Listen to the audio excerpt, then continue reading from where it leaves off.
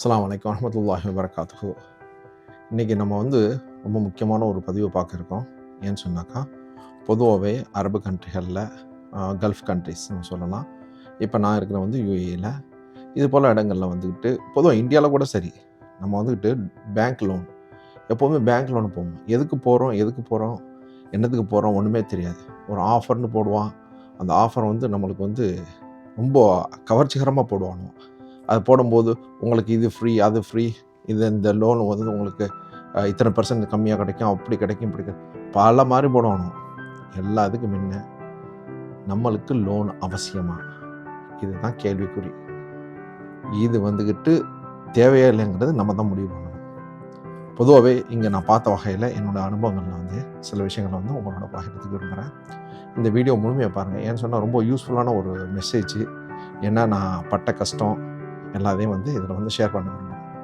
காரணம் என்னன்னு சொன்னாக்கா, பொதுவாக யுஏயை பொறுத்த வரைக்கும் உங்களுக்கு எல்லாருக்குமே தெரியும். புதுசாக ஒரு ஆள் வந்தாலே அவனோட நம்பர் எப்படி பாஸ் ஆகும்னு தெரியாது. அவனோட எமிரேட்ஸ் ஐடி சேர்ந்து ஒரு 2 மாதம் கூட இருக்காது. 3ஆம் மாதம் போகும்போதே அது ஒரு சர்க்கிள் இருக்காங்க. அது எப்படியும் நம்பர் ஷேர் ஆகிடும். அப்போ ஃபோன் பண்ணிக்கிட்டு உங்களுக்கு பேங்க் லோன் வேணுமா, கிரெடிட் கார்டு வேணுமா, அது வேணுமா இது வேணுமான்னு கேட்டுக்கிட்டே இருப்பாங்க. இன்றைக்கி நம்ம பார்க்க போகிற சப்ஜெக்ட் ஒன்லி பேங்க் லோன் தான். நான் சொல்கிறது பர்சனல் லோன். மற்றதெல்லாம் பிறகு அடுத்தடுத்த விஷயங்களில் பார்க்கலாம். இப்போ என்னன்னு சொன்னாக்கா, இந்த பேங்க் லோனு நான் ஆரம்பத்தில் நான் 2006 நினைக்கிறேன் 8லே என்னமோ நான் ஒரு லோன் எடுத்தேன். ஆக்சுவலாக எனக்கு தேவையில்லை அந்த லோனு சொல்லப்போனாக்கா. ஆனால் அங்கே கம்பெனியில் பக்கத்தில் இருந்தால் வந்தோம் போனோம் எல்லாம் சொல்லி லோன் எடு நல்லது, உனக்கு அதை கட்டலாம் இதை கட்டலாம், இடத்த வாங்கி போடலாம், பல விதமான ஆசையை காமிச்சு எடுக்க வச்சுட்டாங்க. பேங்க் லோனு எடுத்தாச்சு. அப்போ நம்ப மாட்டீங்க, ஃபஸ்ட்டு அதனுடைய கண்டிஷன் இங்கே என்ன பொதுவாக என்னென்னா, ஒரு கம்பெனியில் நீங்கள் 6 மாதம் ஒர்க் பண்ணியிருக்கணும். அந்த 6 மாதத்தில் ஒர்க் பண்ணி அந்த பேங்க்கோட உங்கள் லிஸ்டட் ஆகிருக்கும் உங்கள் கம்பெனி. அப்படின்னு தான் ஈஸியாக உங்களுக்கு 2-3 விஷயம் தான் கேட்பாங்க. அதை கொடுத்தோடனே ஒரு 100 பக்கம் டாக்குமெண்ட்டை கொடுத்து 50 சைனை வாங்குவாங்க. அவ்வளோதான். எதுக்கு போடுறோம் என்னதுக்கு போடுறோம் நம்மளால படிக்க முடியாது, படித்து எவனாலும் சாதிக்க முடியாது. லோனுக்குன்னு போயிட்டால் அதை பண்ணி தான் ஆகணும். போட்டுருவாங்க. போட்டுட்டு அதெல்லாம் வித்தின் 2 டேஸ் மேக்ஸிமம். நான் ஃபஸ்ட்டு லோன் எடுக்கும்போது 2 நாள்லேயே எனக்கு கிடச்சி. எனக்கு ஒன்றுமே புரியலை. பணத்தை வச்சு என்னடா செய்யுது ஒன்றுமே புரியலை. இங்கே அங்கே நம்ம ஒரு பிளான் இல்லை, ஒன்றும் இல்லை. சும்மா எடுத்து அப்படியே ஒரு மாதிரி ஆகிடுச்சின்னு வைங்களேன். அந்த கதைகள்லாம் முடிஞ்சிருச்சு. இப்போ சப்ஜெக்ட் வர்ற மெயினான சப்ஜெக்ட்டு. அப்புறம் சில விஷயங்களில் தவிர்க்க முடியாத காரணத்தினால இப்போ நம்ம ஒரு லோன் எடுக்கலாம்னு சொல்லிட்டு போகும்போது தான் நம்மளுடைய பிரச்சனைகள் என்னென்னங்கிறது தெரிய வருது. எந்த ஒரு யுஏஐ பொறுத்த வரைக்கும் உங்களுக்கு எல்லாமே ட்ராக்டு, எல்லாமே ப்ராப்பராக அவங்க லிங்க் பண்ணி வச்சுருக்காங்க. சென்ட்ரல் பேங்க்கில் போனால் உங்களுடைய எல்லா டீட்டெயிலும் தெரிஞ்சிடும். நீங்கள் சிம்பிளு. இது ஏன்னு சொன்னாக்கா, மறக்காமல் நீங்கள் லோன் அப்ளை உங்களுக்கு ரொம்ப வேறு வழியே இல்லை, எடுத்து தான் ஆகணும். நம்ம இதுக்கப்புறம் ஒன்றுமே செய்ய முடியாது. யார்ட்டையும் கேட்டு ஃப்ரெண்டில் கேட்டாச்சு, நான் இப்போட்ட கேட்டாச்சு, எதுவுமே கடனும் கிடைக்கல, ஒன்றும் கிடைக்கல, வேறு வழியே இல்லை. சரி, நம்மளுடைய வியாபாரத்துக்கு இல்லை, ஒரு பெரிய லெவலில் வியாபாரம் பண்ணுறதுக்கு பணம் தேவைப்படுது. சரி, நம்ம ஓன் மணி நம்ம எடுத்துக்கலாம், நம்மளோட போகட்டும் பேங்கோட போகட்டுங்கிற மாதிரி நினச்சா, நீங்கள் முதல்ல செய்ய வேண்டிய சில விஷயங்கள்லாம் பார்த்துக்கணும். ஏன்னு சொன்னாக்கா, இந்த விஷயங்கள்லாம் பேங்க்காரங்க எதுவுமே சொல்ல மாட்டாங்க. காரணம் என்னன்னு சொன்னால், மாதம் எண்டு அவங்களுக்கு ஒவ்வொரு மாதமும் ஒரு டார்கெட் இருக்கும்.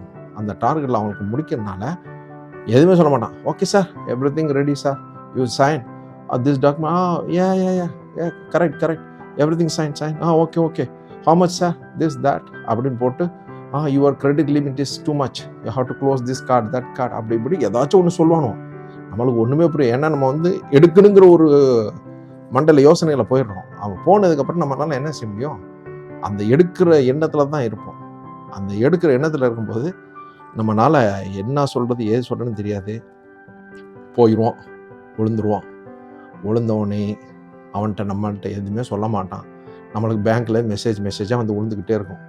Your process under process, succeed, okay, loan amount அப்படி இப்படின்னு சொல்லி ஏகப்பட்ட மெசேஜ் வரும், உங்களுக்கு வந்துக்கிட்டே இருக்கும். அந்த மெசேஜெலாம் வந்ததுக்கப்புறம் நீங்கள் என்ன செய்வீங்கன்னு சொன்னாக்கா, ஆஹா முடிஞ்சிடா, எல்லா ப்ராசஸும் முடிஞ்சு, நம்மளுக்கு காசு வரப்போகுதா அப்படின்னு நம்ம யோசனையில் இருப்போம். நம்ம ஒரு பிளானுக்காக தான் நம்ம இப்போ எடுக்கிறோம். அந்த பிளானே சொதப்பல் ஆகுங்கிறதுக்கு இதெல்லாம் ஒரு முக்கியமான விஷயம்.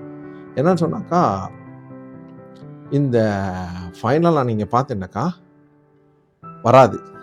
பேங்க்காரன்ட்டு அங்கே ஃபோன் அடிச்சு சொல்லுவான், இல்லை சார் நீங்கள் அங்கே கிளியரன்ஸ் லெட்டர் எடுக்கணும், லைபிலிட்டி லெட்டர் எடுக்கணும். அந்த பேங்க்கில் கேட்டால் அவன் சொல்லுவான் வேவ் நம்ம ப்ராசஸ் பண்ணிடுவான். ப்ராசஸ் பண்ணி நீங்கள் வந்துக்கிட்டு எடுத்த அன்னிலேருந்து உங்களுக்கு ஸ்டார்ட் ஆகிடும் மீட்ரு. சரியா? நீங்கள் என்ன சொல்கிறோமோ அந்த இந்தியா மாதிரி கிடையாது. இங்கே என்ன சொல்கிறாங்களோ அந்த இதுக்குள்ளே நடந்துடும். உங்களுக்கு கையில் பணமே வராமல் 2 மாதம் முடிஞ்சிடலாம், 3 மாதம் முடியலாம், 1 மாதம் முடியலாம், 20 நாளாக முடியலாம். அந்த டைம் ஓடிட்டு இருக்கும். உங்களுக்கு காசே வராமல் நீங்கள் பே பண்ணிகிட்டு இருப்பீங்க. அதான் முக்கியமான ஒரு விஷயம். ரெண்டாவது வந்து உங்களுக்கு சேலரி எல்லாம் ஹோல்ட் ஆகிடும். நீங்கள் அந்த பேங்க்கில் நீங்கள் எந்த பேங்க்கில் ட்ரான்ஸ்ஃபர் ஆகுதோ சேலரி அதெல்லாம் எல்லாம் ஸ்டக் ஆகிடும். அப்போ உங்களுக்கு ஸ்டக் ஆகும்போது நீங்கள் இங்கே வேறு பிளான்லாம் வச்சுருப்பீங்க. அது எதுவுமே உங்களால் பண்ணவே முடியாது. காரணம் என்னன்னு சொன்னாக்கா அவன் ஹோல்ட் பண்ணதுனால இந்த கிளியரன்ஸ் லெட்டர் வரணும். இப்போ உங்களுக்கு நான் மெயினாக சொல்ல வரது என்னன்னாக்கா எந்த பேங்க்கில் நீங்கள் எந்த card, credit card, debit card எந்த கார்டாக இருந்தாலும் சரி ப்ராப்பராக க்ளோஸ் பண்ணி அதுக்குள்ளே லெட்டரை நீங்கள் வாங்கி வச்சுக்கோங்க. வாங்கி வச்சு இல்லைன்னு சொன்னால் நீங்கள் படுற அவஸ்தை வேறு லெவலில் இருக்கும். நீங்கள் ட்ராவல் பேன் கூட ஆகிறதுக்கான வாய்ப்புகள் இருக்குது. காரணம் என்ன சொன்னாக்கா இது எந்த நேரத்தில் எப்படி பிடிப்பாங்கன்னு நமக்கு தெரியாது. இது நான் ஒரு 2017 அப்போ வந்து ஒரு லேண்ட் வாங்கலாம்னு சொல்லிட்டு நான் லோன் அப்ளை பண்ணியிருந்தேன். அப்ளை பண்ணி எல்லா ப்ராசஸும் வந்துருச்சு. வந்தாக்கா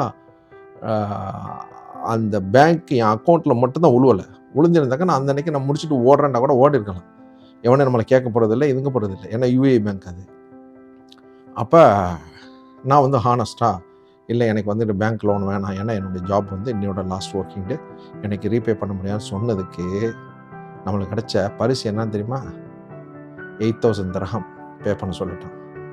அந்த பேங்க்கோட கிட்டத்தட்ட 6 மாதம் கழிச்சு எனக்கு ஃபோன் வருது, நீ 8,000 திரஹம் பே பண்ணான்னு. என்னடா நம்ம பணமும் எடுக்கல, ஒன்றுமே பண்ணலடா அப்படின்னு சொல்லி பார்த்தாக்கா எல்லா ஸ்டோரி கிருன்னு இங்கே வந்துக்கிட்டு பொதுவாகவே இது மாதிரி ஒரு சுச்சுவேஷனுக்கு வந்துட்டு ஊரில் வந்து அடியால் மாதிரி வச்சுக்கிற மாதிரி பேங்க்கில் இங்கே வந்து கலெக்ஷன் டிபார்ட்மெண்ட்னு வச்சுருக்காங்க. போட்டு நொச்சரிச்சு எடுத்துடணும் அவங்கள, உங்கள் ஆஃபீஸில் வேலையை பார்க்க விட மாட்டாங்க. அப்படி இருக்கும்போது தான் 8,000 திரஹம் பே பண்ண சொன்னான். நான் எதுக்குப்பா பே பண்ணணும், நான் ஒன்றுமே பண்ணலையப்பா, நான் ஹானஸ்ட்டாக நடந்ததுக்கு இதா அப்படின்னு. இல்லை இது ஆல்ரெடி ப்ராசஸ் ஆகிடுச்சு, அப்படி இப்படி ஏதாவது சொன்னால் எனக்கு ஒன்றும் புரியலை. லாஸ்ட்டில் ஃபைனலாக 2 பேரும் அக்ரி பண்ணி அவங்கள போய் மீட் பண்ணி எல்லாம் பண்ணிவிட்டு ஒரு லேடி வந்துக்கிட்டு நம்மள்ட்ட வந்து 3,000 திரஹம் நீ பே பண்ணிடு, உன்னுடைய அக்கௌண்ட் எல்லாம் கிளியர் ஆகிடும் அப்படின்னு சொன்னான். 3,000 3,500 சரி இதில்லை, அதை பே பண்ணிட்டேன். நான் கிளியர் ஆகிடுச்சின்னு நினைக்கிறேன். ஆனால் இப்போ யூஏயில் வந்து நம்ம பேங்க்லாம் மெர்ஜ் ஆணுச்சு. அந்த மெர்ஜ் ஆனதுக்கப்புறம் பார்த்தீங்கன்னாக்கா 2 பேங்க் மெர்ஜ் ஆன பேங்க் வந்துக்கிட்டு இப்போ அந்த பழைய பேங்க்கில் நான் வேறு பேங்க்கில் எடுத்திருந்தது தான் இந்த பேங்க்கோட மெர்ஜ் ஆகிருக்கு. இப்போ இங்கே கிளியரன்ஸ் லெட்டர் கேட்டாக்கா ஸ்டில் அது ஆக்டிவில் இருக்குது. என்னடான்னு பார்த்தா லைபிலிட்டி லெட்டர் வாங்கும்போது அந்த பேங்க்காரன் அந்த பழைய அக்கௌண்ட் அந்த பேலன்ஸ் இருந்துச்சுன்னா அந்த அமௌண்ட்டே போட்டு அமைச்சிருக்கேன். சரி தொலைஞ்சு போது நம்ம கட்டிட்டு போயிடலான்னு பார்த்தா அதுவும் விடவே இல்லை. ரொம்ப அது மன உளைச்சல்னாக்கா ஒரு மனுஷனுக்கு வந்துக்கிட்டு காசே இல்லைன்டா கூட அவன் எப்படி சம்பாதிக்கணும்னு அடுத்த நிலைமைக்கு போயிடுவான். ஆனால் காசு வரும்னு எதிர்பார்த்து இருக்குதுல்ல, அதாட்டம் ஒரு மன உளைச்சல் எதுவுமே இருக்கவே முடியாது. பேங்க்கில் போயிட்டு இங்கே போயிட்டு ஒரு பேங்க்கில் கிளியரன்ஸ் வாங்கியாச்சு, அடுத்த பேங்க்கில் வந்தாக்கா கிட்டத்தட்ட 4 நாள் நான் காலையில் சாயங்காலம் வரைக்கும் இருந்திருக்கேன். இருந்து வெறுத்து போய் கால் சென்டர் ஒரு 100 காலைக்கு அடிச்சிருப்போம். உங்களுக்கு இங்கே நல்லாவே தெரியும், யூஏயில் இருக்கிறவங்களுக்குலாம் நல்லா தெரியும் பேங்க்கில் என்னென்ன நடப்புகள் இருக்குங்கிறது, கால் சென்டருக்கு அடித்தா எவ்வளோ நேரம் எடுக்குங்கிறது. ஒவ்வொரு நாளும் அடித்து அசந்து போயிட்டேன். ஸோ ஃபைனலாக என்னாச்சு, நான் சென்ட்ரல் பேங்க் போகலாம், இதுக்கு போகலான்னு சொல்லிட்டு எல்லாத்தையும் முடிச்சுட்டு வந்துட்டேன். நீங்கள் இது மாதிரி சுச்சுவேஷன் வரும்போது சென்ட்ரல் பேங்க்கை வந்து நீங்கள் கம்ப்ளைண்ட் நீங்கள் ரெக்வஸ்ட் பண்ணலாம். கால் சென்டருக்கே நீங்கள் கால் பண்ணி அவங்கள்ட்ட வந்துட்டு கம்ப்ளைண்ட் நான் ரைஸ் பண்ணுறேன் அப்படின்னு சொல்லிட்டு வித்தின் ஒன் வீக்கில் உங்களுக்கு எதுவும் நடக்கலைன்னாக்கா ஸ்ட்ரைட்டாக நீங்கள் ஃபார்வர்டு இதை வந்துட்டு ப்ராசஸ் பண்ணிடுங்க. நான் இந்த லிங்க் உங்களுக்கு அந்த இதில் போடுறேன், நீங்கள் அதை பாருங்கள். இந்த லிங்க்கில் போயிட்டு நீங்கள் உங்களுடைய ரிஜிஸ்ட்ரேஷன் அந்த நம்பர் இருக்கும், அந்த தருவாங்கள்ல எஸ்ஆர் கிரியேட் பண்ணுது, அந்த நம்பரை வந்து நீங்கள் அதில் போட்டு நீங்கள் கேஸை க்ரியேட் பண்ணலாம். க்ரியேட் பண்ணாக்கா உங்களுக்கு என்ன ஏதுங்கிறத கிளியராக அவங்கள வித்தின் மேபி 2-3 டேஸில் வந்து என் ஃப்ரெண்டு ஒரு ஆள் சொன்னாப்புல, அவருக்கு இப்படி தான் பிரச்சனை ஆகும்போது 2 டேஸில் வந்து கிளியர் பண்ணி கொடுத்தாங்களா சென்ட்ரல் பேங்க்லேருந்து. ஸோ அது மாதிரி நீங்கள் பண்ணலாம். அப்போ வந்துக்கிட்டு நீங்கள் இதை ஃபாலோ பண்ணுங்கள். இப்போ நம்ம மெயினாக வந்துக்கிட்டு நம்ம இங்கே வந்துக்கிட்டு லோன் எடுக்கிற எதாக இருந்தாலும் சரி, உங்களுடைய தேவையாக இருந்தால் மட்டும் எடுங்க. ஏன்னா என்னுடைய சில ஃப்ரெண்ட்ஸ் எல்லாம் வந்துக்கிட்டு லோன் எடுத்துகிட்டு தேவையில்லாமல் கம்பெனி விட்டு ஓடுற லெவல்லாம் வந்துருச்சு. ஜெயிலுக்கு போன கதையெல்லாம் இருக்குது. நம்மளுக்கு என்ன தேவை, எதுக்கு எடுக்கிறோம், என்னத்துக்கு எடுக்கிறோம், என்ன பர்பஸ், ஏன்னு சொன்னாக்கா இஸ்லாமிக் இது பார்த்தீங்கன்னாக்கா லோனே எடுக்கக்கூடாது, ஹராம், தவிர்க்கவே முடியாது. இது வந்து யார் எடுத்தாலும் ஹராம் ஹராம் தான். இது வந்துக்கிட்டு அல்லாஹ் நம்மளை வந்து மன்னிக்கணும். இதோட நம்ம கிரெடிட் கார்டு லோன் இதெல்லாம் விட்டு தவிர்த்து முழுமையாக வந்துக்கிட்டு நம்ம வந்து வியாபாரத்தை பார்த்தோமா, நம்மளுடைய சம்பளத்தை வாங்கினோமா அப்படிங்கிற மாதிரி ஒரு நிலைமையில் இருக்குன்னு சொல்லிட்டு நானும் முடிவு பண்ணி வச்சுருக்கேன். நீங்களும் தேவையில்லாமல் லோன் எடுத்து, தேவையில்லாமல் கிரெடிட் கார்டு எடுத்து, நம்ம இஷ்டத்துக்கு செலவு பண்ணிவிட்டு லாஸ்ட்டில் பல பிரச்சனைகள் வந்து நீங்கள் சிக்கிடாமல் இருக்கிறதுக்கு இது கண்டிப்பாக உங்களுக்கு நல்லா முழுமையாக உதவும். இந்த வீடியோ பார்க்குறவங்க எல்லாரும் நல்லா யோசனை பண்ணுங்கள். நம்ம ஏன் லோன் எடுக்கிறோம், எதுக்கு எடுக்கிறோம், இதெல்லாம் ரொம்ப யோசனை பண்ணிவிட்டு அந்த எடுத்தேன்டா அந்த பர்பஸ்ஸு யாருக்கும் சொல்லாதீங்க. சொன்னேன்டாக்கா இப்போ உள்ள காலகட்டத்தில் வந்து எல்லாருக்கும் வந்து பஞ்சம் பசியில் இருக்கிறத விட காசு பசியில் இருக்காங்க எல்லாருக்கும். ஏன்னா நாட்டுடைய நிலைமைகள் எல்லாருக்கும் தெரியும். அதனால் நீங்கள் எடுத்தேன்டாக்கா நீங்கள் என்னத்துக்கு எடுத்தீங்களோ அதை வந்துட்டு உங்களுடைய பூர்த்தி செஞ்சுக்கிடுங்க. அதுபோல் ரீபேமெண்ட் பண்ணுறது கரெக்டாக பிளான் பண்ணி வச்சுக்கிடுங்க. அப்போ தான் உங்களுடைய பேமெண்ட்டு கிளியராக போயிட்டுருக்கும். நீங்கள் லோன் எடுக்கிற பர்பஸை கரெக்டாக முடியும், எல்லா எண்ணங்களும் சரியாக முடியும். இது போல் இன்றைக்கி நான் பேங்க்கில் இருக்கும்போது ஒரு வயசான ஆளை ஒரு மீட் பண்ணேன். 80 வயசு அவருக்கு இருக்கும். அவரோட இன்றைக்கி ஒரு இன்டர்வியூ இருக்குது.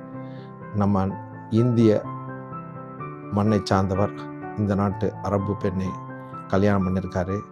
அதோடைய ஸ்டோரி தான் உங்களுக்கு கவர் ஸ்டோரி இன்றைக்கி வரும். அதுபோல் மனைகள், வீடுகள் வாங்கலாமா கூடாதா, அதனால் லாபமா நஷ்டமா, இது போல் ஒரு சில டாபிக் இருக்குது. அடுத்தடுத்து வரக்கூடிய காலகட்டங்களில் இது எல்லாமே அடுத்தடுத்து வரும். நம்ம சேனலில் இது வரைக்கும் நீங்கள் சப்ஸ்கிரைப் பண்ணிடலாண்டா, சப்ஸ்கிரைப் பண்ணுங்கள், ஷேர் பண்ணுங்கள், கமெண்ட் பண்ணுங்கள், பெல் பட்டனை அழுத்திக்கிடுங்க. அப்போ தான் நான் போடுற ஒவ்வொரு மெசேஜும் உங்களுக்கு கிடைக்கும். இப்போ சில நாட்களாக வந்து கொஞ்சம் பயான் போட்டுட்ருக்கேன் இஸ்லாமிக் சம்மந்தமாக. அதுவும் நல்லா யூஸ்ஃபுல்லாக போகட்டுங்கிறதுக்காக அது போட்டுட்ருக்கேன். நம்மளுடைய ஓன் கண்டென்ட் வந்துக்கிட்டு எப்போதும் ஈவினிங் UAE டயத்துப்படி 4 மணிக்கு ரிலீஸ் ஆகும். முழுமையாக பாருங்கள். இது வரைக்கும் நீங்கள் நம்மளுக்கு சப்போர்ட் பண்ணிகிட்ருக்கீங்க. இனிமேயும் எல்லாருடைய சப்போர்ட்டும் இல்லாமல் நம்ம ஒன்றும் செய்ய முடியாது. முழுமையாக இந்த வீடியோவை பார்த்ததுக்கு நன்றி.